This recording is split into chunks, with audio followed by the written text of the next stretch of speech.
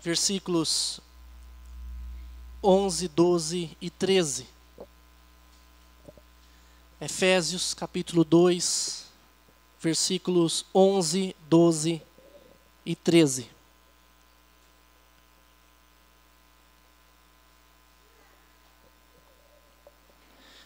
Paulo agora vai falar como é que Deus fez. Ele vai começar a explicar como é que Deus uniu, ou fez de dois povos, um só povo dele.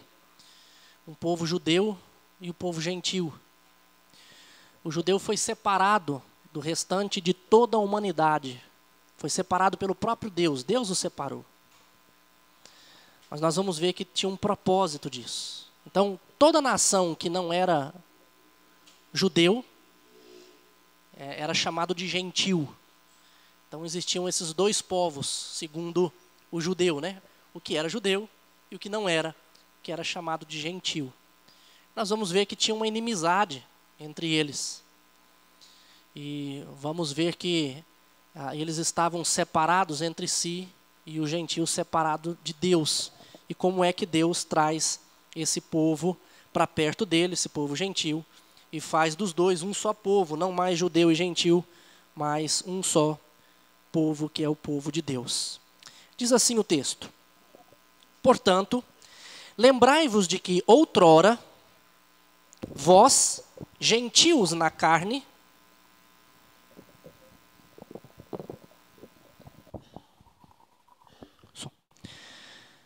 portanto, lembrai-vos de que outrora, vós, gentios na carne, chamados incircuncisão por aqueles que se intitulam circuncisos na carne, por mãos humanas, naquele tempo estáveis sem Cristo, separados da comunidade de Israel e estranhos à aliança da promessa, não tendo esperança e sem Deus no mundo.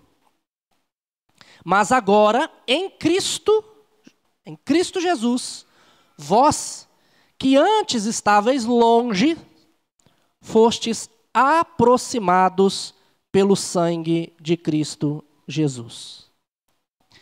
Paulo está falando a pessoas como você e eu, que não são judeus. Paulo diz que nós estávamos longe, mas Deus nos aproximou por meio do sangue de Cristo. Na liturgia, já falei um pouco sobre isso. Jesus paga pelos nossos pecados. O pecado que seria imputado a mim foi imputado a Cristo. Cristo foi castigado no meu lugar, punido no meu lugar, carregou a ira de Deus que estava sobre mim, ele levou. E desta maneira Deus me aproximou dele. Mas não foi sempre assim. E nos versículos 11 e 12 eu gostaria de meditar com vocês, mostrando como é que o povo judeu tratava o gentil de maneira equivocada, porque não era esse o propósito de Deus, e como é que nós estávamos antes de Deus nos aproximar dele. Irmãos, lá atrás, quando Deus chamou Abraão, capítulo 12 de Gênesis, versículos 1 e 2, Deus faz uma promessa a Abraão. Deus diz: olha, Abraão, em ti serão abençoados todas as famílias da terra. Deus chamou a Abraão para, por meio dele, abençoar todas as famílias da terra. Esse foi o propósito de Deus chamar Abraão. Abraão seria abençoado por Deus, com certeza. Mas Abraão não seria um poço de bênção, mas seria um canal de bênção. A bênção não ficaria somente para ele e a sua família ali, sua família restrita. Mas a bênção seria para ele, a sua família restrita e todas as famílias da terra que crescem em Cristo Jesus. E passariam a ser também filhos de Abraão, filhos da fé, porque Abraão é conhecido como o pai da fé. Então Deus chamou Abraão para ser um canal de bênçãos. E quando Deus depois chamou o povo dele, que estava lá no Egito, Porque quando Deus chamou Abraão, ele disse, Abraão, você vai habitar, sua descendência vai habitar na terra de Canaã. Mas antes disso, vocês vão ser escravos 40 anos lá no Egito, e depois eu vou trazer vocês para cá. Então, Deus fez isso, levou o povo para o Egito. Lembra que José foi vendido ao Egito? E depois a família de José foi para lá. Enquanto José era vivo, estava uma maravilha para o povo de Deus, mas depois que José morreu, veio faraós que não conheciam José e começou a escravizar o povo ficou 400 anos ali sendo escravo. Aí Deus vai lá e tira aquele povo do Egito, leva o povo para o deserto e fala assim, olha, eu vou santificar vocês, eu vou separar vocês. Vocês vão ser um povo diferente do restante do mundo. Eu vou dar leis próprias para vocês, leis civis, leis criminais. Como se tratava os crimes, eram de acordo com a Escritura. Como se tratava a responsabilidade civil, era de acordo com a Escritura, no Estado de Israel, naquele período. Eu vou dar a vocês rituais cerimoniais religiosos. Então Deus deu tudo novo para Israel. Falou assim, olha, vocês vão ser um povo diferente. E o povo de Israel recebeu um sinal que ele seria diferente. Esse sinal, quem arrisca dizer? Que sinal que foi esse que foi dado a eles?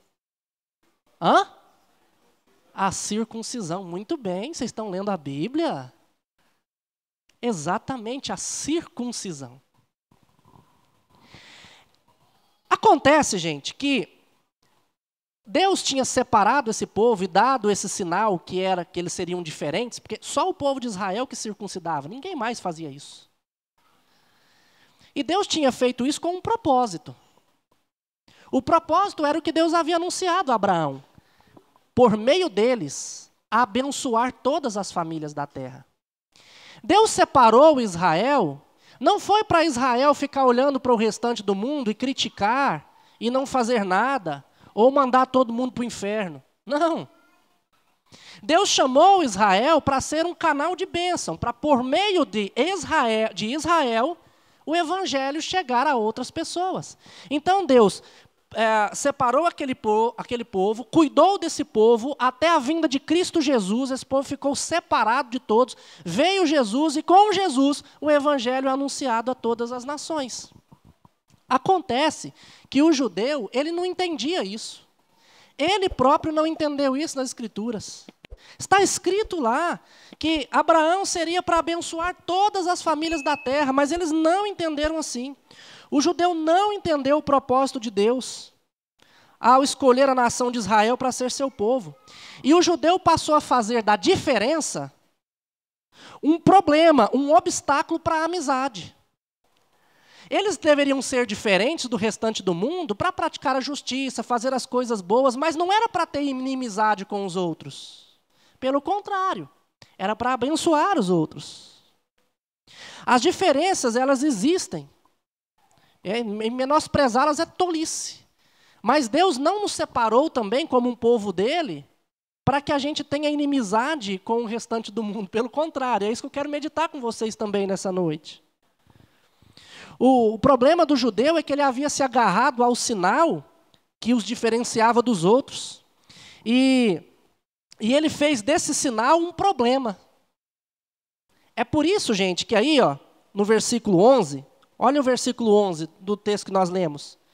Lembrai-vos que outrora, vós gentios na carne, chamados incircuncisão. Por que eles eram chamados incircuncisão? Porque eles não tinham recebido esse sinal de Deus.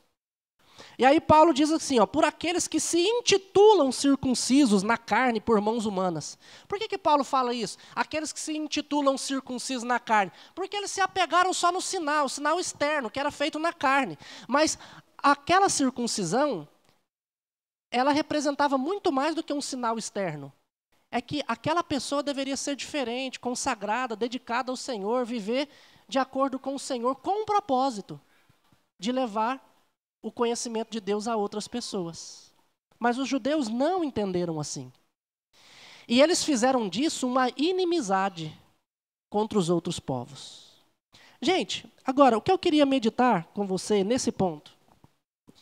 e trazer para a nossa realidade hoje, porque hoje nós estamos próximos de Deus. Não foi sempre assim. Mas hoje nós estamos próximos, assim como o judeu estava naquele período. Então o que eu quero pensar com você é por que o judeu, ele fez desse sinal, dessa diferença, um obstáculo, uma inimizade. E eu gostaria de sugerir para você que no centro de tudo isso está o orgulho. De se orgulhar daquilo que eles eram. O judeu se orgulhava de que ele não era como um gentil. Lembra da oração lá do publicano, do judeu lá e o publicano, o fariseu e o publicano? O fariseu olhava para o céu, mas orava de si para si, dizendo: obrigado, Senhor, porque eu não sou como esse publicano. O que é isso, gente? É orgulho. Orgulho de ser o que é. E quando nós nos perdemos no nosso orgulho, nós somos impedidos de ver a realidade como ela realmente é. O orgulho impede a gente de ver os dois lados da questão. A gente só olha para a gente, mas esquece de olhar, de ver o outro lado. A gente só pensa em nós mesmos. Eu me lembro, falando disso aqui, de Jonas, a história de Jonas. Depois você não lembra da história, lê o livro de Jonas. Deus queria salvar a cidade de Nínive. Acontece que a cidade de Nínive era um povo terrível. Eles massacravam, era o povo mais temido, eles massacravam os seus inimigos. Arrebentavam com eles de maneira violenta, animal. E Deus fala assim para Jonas: vai lá e prega em Nínive. Jonas sabia que Deus queria salvar Nínive. Jonas faz o quê? Eu? Pregar em Nínive? Deus diz: vai, Jonas. E Jonas foi. Foi para o outro rumo. Falou: jamais eu prego em Nínive. Ei, Jonas, você não tem jeito, né? Deus arrumou lá um problema no barco. O povo chegou lá, o consenso que o problema era por causa de Jonas. Jonas foi jogado no mar. Deus manda um peixe gigante lá e engole Jonas. Jonas estava tão insuportável que o peixe vomita ele lá na praia. E aí ele todo meio arrependido, Deus fala: agora você vai lá e prega. Jonas falou: eu prego. Mas, gente, eu nunca vi uma pregação mais mequetrefe do que a pregação de Jonas. Jonas saiu, a pregação de Jonas era uma frase só: arrependei-vos. Porque senão vai para o inferno. Deus vai matar todo mundo. Essa foi a pregação de Jonas. Só isso. Ele andou a cidade inteira. Você acha que ele preparou um sermão? Ficou a semana inteira meditando no texto e falando: não, vou preparar um sermão para convencer esse povo? Não. Jonas não queria que o povo se convertesse. Sabe por quê, gente? Orgulho. O quê? Nós, uma nação que servimos a Deus? Nós, um povo que deixa de fazer um monte de coisa aí do mundo, agora Deus quer salvar esse assassino? Quer salvar esse estuprador? Quer salvar essa pessoa que diante da sociedade é o pior elemento que existe? E nós esquecemos de olhar o outro lado, olhamos o lado de lá segundo a nossa ótica. E se Deus quiser salvar? Deus salvou Jacó e não salvou Esaú. Jacó era duas caras, tinha duas palavras, era um enganador, mas Deus quis salvá-lo. Agora, o Deus que o salvou pagou o preço por ele. Se Deus quiser salvar a pior pessoa na face da terra, Ele vai salvar, mas você tem que entender que Jesus carregou na cruz a dor de todos os pecados dessa pessoa. Ele pagou o preço. Mas o orgulho impedia o judeu de ver os dois lados. Quantas vezes nós agimos assim, meus irmãos? Hoje nós estamos próximos de Deus. Mas um dia não estivemos. E agora que estamos próximos, muitas vezes olhamos para as outras pessoas e tratamos elas com ódio no coração. Às vezes vemos as pessoas insultar a Deus. Quantas vezes a gente já viu na televisão pessoas pegando a cruz, zombando da cruz, zombando de Jesus, falando um monte de coisas de Jesus. Mas por causa do orgulho nós olhamos e odiamos essas pessoas. Jonas fez isso. Mas Deus ensinou que quando Ele quer salvar alguém, Ele vai salvar. E nós precisamos entender isso e fazer diferente. Deus chamou o judeu Israel para abençoar as outras nações. Deus nos chamou também para abençoar as outras nações, para abençoar outras pessoas. Mas o orgulho também, ele nos impede, ele nos faz pensar errado sobre nós mesmos. O judeu pensava errado sobre ele.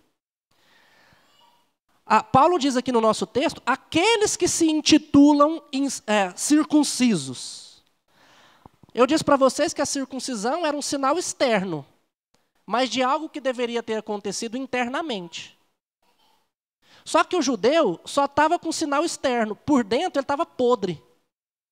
É por isso que Jesus fala dos sepulcros caiados, ou aquele sepulcro caiado é aquele que está bonitinho por fora, pintado ali bem branco por fora, mas por dentro, um sepulcro só tem ossos e podridão.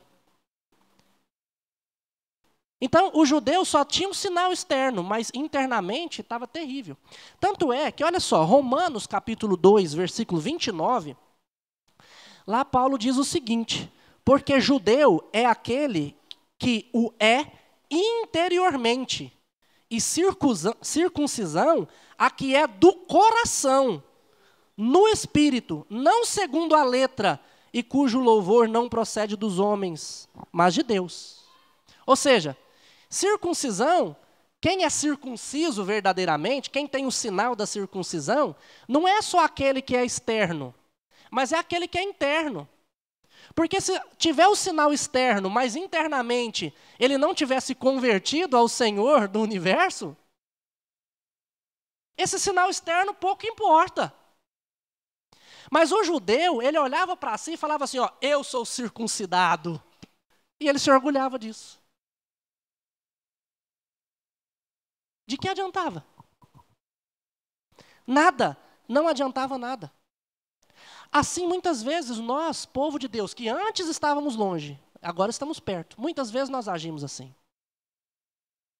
Tem gente que se orgulha de ser crente. E ele acha que ser crente é vir na igreja. Não, eu frequento todos os domingos. Tem gente que se gaba de ser dizimista fiel. Não, eu sou dizimista fiel. Tem gente que se gaba por ler a Bíblia. Todo ano lê. Não, eu leio. Não que essas coisas sejam erradas. Todas elas são certas, gente. Congregar todo domingo. Participar das reuniões da igreja. Ser dizimista fiel.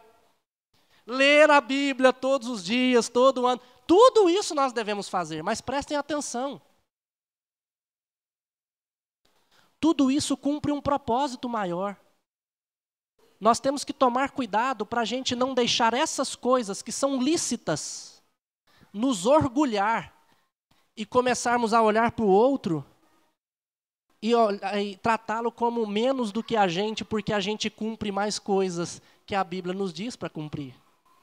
Porque esse não é o propósito que Deus nos manda a orar sem cessar, que nós precisamos ler a Bíblia, ser fiéis dizimistas, congregar. Não é esse o propósito para acharmos que somos melhor do que os outros. Então nós temos que tomar cuidado com isso. Tem adolescente, jovem, que acha porque é filho de crente, é crente. Cuidado. Cuidado com o seu coração. Então o orgulho, gente, ele nos impede de ver quem nós somos. Nós éramos miseráveis, gente, distante de Deus. Quem éramos nós? Quando Paulo escreve à igreja de Corinto, Paulo fala isso no capítulo 1, na primeira carta, ele diz, olha para vocês, Deus não chamou muitos mestres de vocês aí não, muitos sábios não, preste atenção quem vocês são. Nós éramos miseráveis, mas pela misericórdia de Deus nós fomos aproximados dele. Irmãos, o judeu, ele olhava o gentio como um cão, como cães. E o orgulho nos faz isso, faz pensar errado dos outros. O judeu, ele, como eu disse, ele agradecia a Deus por ter nascido judeu, por não ter nascido gentio. Mas ele esqueceu que ele nasceu judeu para abençoar o gentio. O evangelho era para ser levado ao mundo gentio. E ao invés disso, ele estava agradecendo que não era igual ao outro. Então, meus irmãos, a primeira reflexão que eu trago aqui para nós, hoje nós estamos próximos de Deus. Mas qual o propósito pelo qual nós estamos próximos de Deus? Entenda, não é olhar para aqueles que estão distantes e acusá-los, mas é anunciar o evangelho a eles. Deus nos chamou para ser canal de bênção na vida de outras pessoas. Comece a orar por aqueles que você tem ódio no coração. Tem muita gente da nossa nação que a gente começa a odiar. Eu temo a Deus de 2026. O que vai acontecer? Porque em 2022 foi um ano terrível de política, que eu nunca vi tanto ódio de dois lados. Odiava tanto um candidato quanto o outro, e odiava crente odiando crente por conta de tudo isso. O que a Bíblia nos diz para fazer? Orar pelas nossas autoridades e descansar o coração. Quem é que governa esse mundo? É Deus. É Deus. Eu preciso orar por eles. Lembre-se de todas as pessoas, ore. Anuncie o evangelho, fale de Jesus para elas. Meus irmãos, não tem como eu querer que o mundo cumpra as ordens de Deus se eles não se curvarem diante do Deus que dá as ordenanças. Tudo o que nós podemos fazer pelo mundo que está distante de Deus é anunciar o evangelho, nada mais. Eu não posso convencer as pessoas pela Escritura, pessoas que não creem na Escritura. Eu preciso orar por elas e falar do evangelho para que elas se convertam. Porque quando eu falo do evangelho, não sou eu que vou converter o coração dela, mas é quem? O Espírito Santo. E o evangelho nada mais é do que explicar que todos nós somos pecadores e merecíamos o inferno. Mas Jesus veio pagar o preço dos nossos pecados. É esse o evangelho. O que eu tenho que fazer diante disso? Me arrepender dos meus pecados e crer no Senhor Jesus. É isso o evangelho. Agora, Paulo vai falar para a gente se lembrar. Se lembrar de como nós estávamos. Por que é importante isso, meus irmãos? Porque muitas vezes nós vivemos hoje perto de Deus, mas como se estivéssemos distantes. E a gente precisa olhar como é que nós estávamos, para a gente dar valor na nossa vida agora. Eu sempre digo à igreja que a gente precisa pensar mais no inferno. A gente precisa pensar mais no inferno. Tem igreja que só fala de capeta. Mas a gente fala pouco dele, nós presbiterianos. Acho que a gente fala muito pouco. Parece que a nossa vida é como se não existisse nem o diabo e nem o inferno. A gente precisa meditar mais no inferno. Sabe para quê? Deus me livre, pastor. Nos livre, né? Deus nos livre do inferno. Mas a gente precisa meditar no inferno. Não é por medo, não é para ter medo, porque eu não vou alcançar a salvação pelo medo do inferno. Ninguém sai do inferno pelo medo que ele tem dele. Eu sou tirado do inferno pela fé em Cristo Jesus, por meio do sacrifício de Cristo. Mas então por que eu preciso pensar no inferno? Sabe para quê? Para eu dar valor na minha vida hoje, sabendo de onde é que Deus me retirou.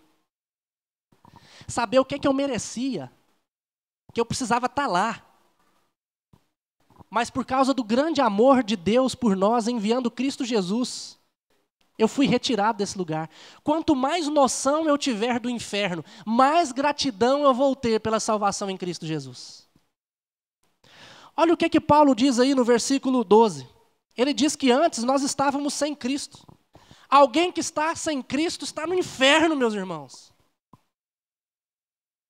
Pode não estar agora, mas quando morrer sem Cristo, automaticamente naquela mesma hora, a sua alma estará já sofrendo no inferno.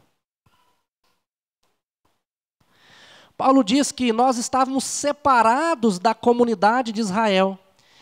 Estar separado da comunidade de Israel era a mesma coisa que não ser povo de Deus.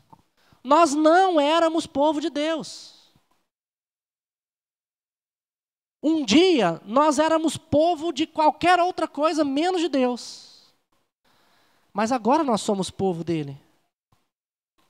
Nós éramos estranhos à aliança. As promessas que Deus havia feito no Antigo Testamento para o seu povo. Olha, nós nem conhecíamos essas alianças. Nem sabíamos que ela existia. O judeu sabia, mas nós não. Gente, o quanto que é gostoso a gente lembrar de algumas promessas de Deus. Não é mesmo? Tem coisa que a Bíblia fala assim, olha, Deus vai fazer isso. Quando nós olhamos para Romanos 8, 28, todas as coisas cooperam para o bem daqueles que amam a Deus. Gente, que maravilha isso. 1 Coríntios capítulo 2, versículo 9, nem olhos viram, nem ouvidos ouviram, nem jamais penetrou em coração humano o que Deus tem preparado para aqueles que o temem. Olha que coisa magnífica. Mas isso que nós temos como promessa hoje, teve um dia que nós nem sabíamos disso. Hoje nós sabemos. E qual o valor nós damos nisso? Às vezes andamos angustiados, chateados, tristes, de mal com a vida. Tem gente que acorda com a pá virada todo dia.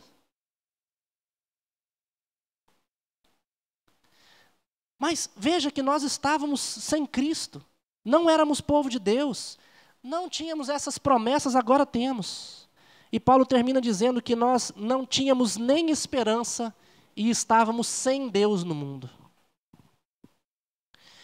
Meus irmãos, é maravilhoso. Um dos momentos magníficos da nossa vida é quando morre alguém dos nossos. O que é isso, pastor? Hoje o senhor está falando uns trem que... Sim, meus irmãos. É um momento ímpar, único.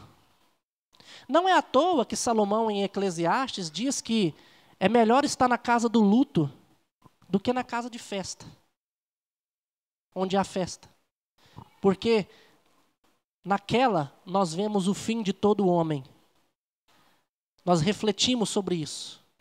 Mas quando nós refletimos sobre isso, meus irmãos, nós começamos a recobrar a esperança de que um dia nós estaremos juntos novamente.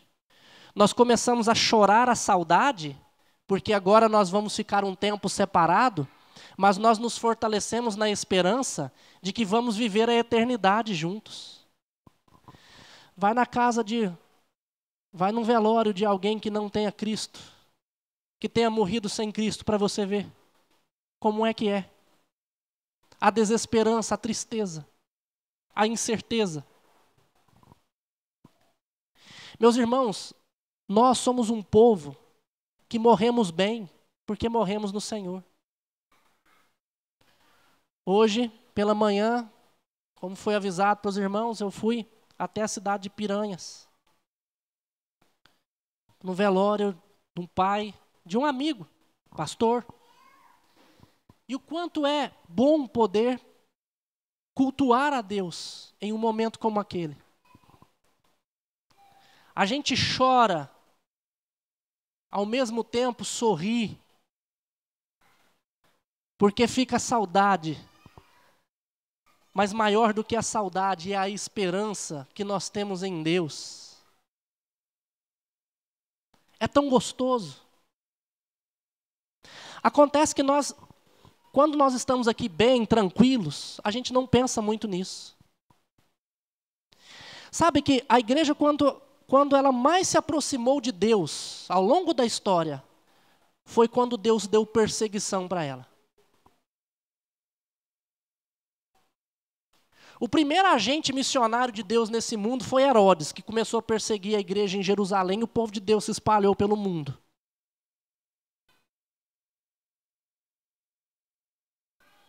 E o povo começou a pregar. Na igreja primitiva, depois da igreja ali do Novo Testamento, nós vemos relatos de quantos cristãos perseguidos que eram mortos nas arenas. Relatos de cristãos que ali o Império Romano, pelos seus governadores, falava assim, olha, negue a Cristo que você vai ter uma morte rápida. Ele falava, não nego. Eu sigo Jesus há 80 anos. Ele nunca me fez mal, pelo contrário, eu não vou negá-lo. Não vou. Rapaz, se você não negar a Cristo, eu vou te lançar para as feras. Eu não temo fera, não. Pode me lançar. Se você não teme a fera, eu vou te lançar no fogo. Contei isso para vocês, sobre Policarpo. E ele disse, olha, pode ficar tranquilo. Vocês não precisam nem me amarrar, não. Me põe na fogueira. Porque o Deus que me deu força para enfrentar até aqui, forças me dará para suportar o fogo. Não tem problema. Meus irmãos, essas pessoas, eles encontraram consolo e conforto de Deus por meio do sofrimento. Só que às vezes nós estamos num bem bom e não damos valor em algo que é tão importante, que é a esperança em Deus. A esperança em Deus, de que Ele vai solucionar tudo. Nós choramos às vezes por falta de saúde, nós choramos por falta de relacionamento, choramos por falta de dinheiro, choramos por falta de não conseguir fazer aquilo que a gente deseja, choramos por um monte de coisa. Quando, na verdade, nós temos um consolo esplêndido em Deus. Uma esperança esplêndida em Deus. Mas porque às vezes a gente está tranquilo em outras áreas, a gente não para pensar nisso. Portanto, irmãos, vamos olhar para esse texto e lembrar de onde nós estávamos. Antes, nós não tínhamos a oportunidade de ouvir desse Deus como nós temos hoje. Antes, nós não tínhamos a oportunidade de participar da ceia do Senhor como nós participamos, tendo a certeza de que Ele vai alimentar a nossa alma. Amanhã você vai estar mais forte no seu trabalho. Amanhã você vai estar mais forte na sua casa. Essa palavra que você ouve hoje, Deus pode penetrar o seu coração e a sua mente com ela de tal forma que amanhã não tem nada neste mundo que vai tirar a sua esperança em Deus. Você pode chegar amanhã no seu trabalho, pode encontrar o problema maior do mundo.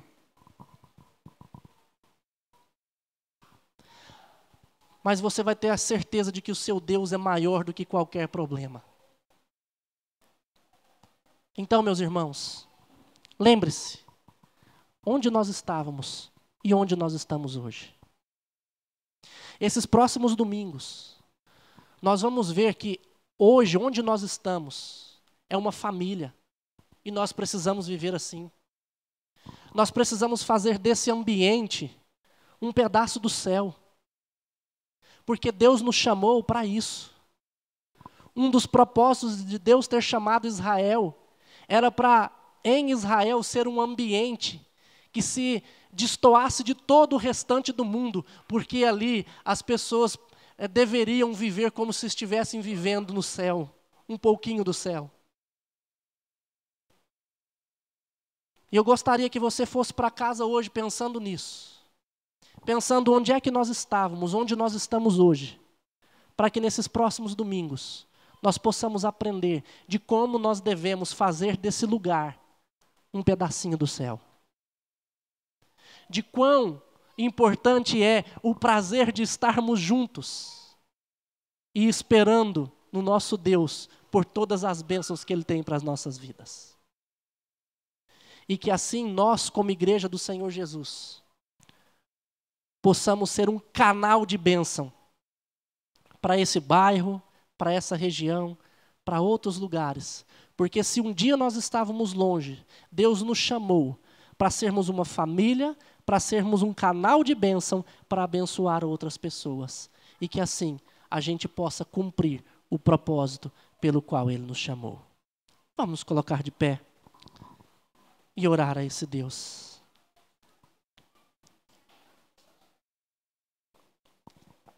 Deus, obrigado, Pai, por mais esse dia que nós temos na Tua presença, de poder meditar na Tua palavra.